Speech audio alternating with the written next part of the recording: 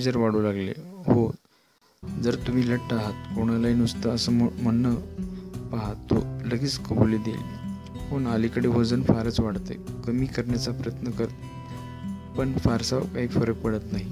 पुढे त्या व्यक्तीला किंवा महिलांना विचारा, तुम्हाला सांधेदुखीचा त्रास असेलच, गुडघे दुखत असतील, साधे जॉईंट्स त्रास होत असतील, याही गोष्टीचा तो व्यक्ती ताबडतोब कबुली देईल. ती व्यक्ती जर पद्मशिला पुढे असेल तर समीकरण बहुधा तंतोतंत जुळेल. सर्वसाधारण हे चित्र आपल्याकडे सर्रास दिसून येतं. ज्या व्यक्तींना गुडघेदुखी सांधेदुखी त्रास असतो त्यांचे वजनही बहुधा जास्त असतं. अर्थात जास्त म्हणजे त्या व्यक्तीला आणि त्याच्या तरुणपणाच्या वजनाच्या तुलनेत. हे रिलेशन आता शास्त्रज्ञांनी उलगडून काढलं आहे.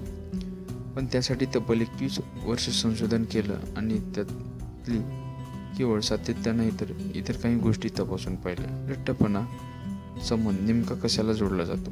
कोणाला लठ्ठपणा म्हणायचं?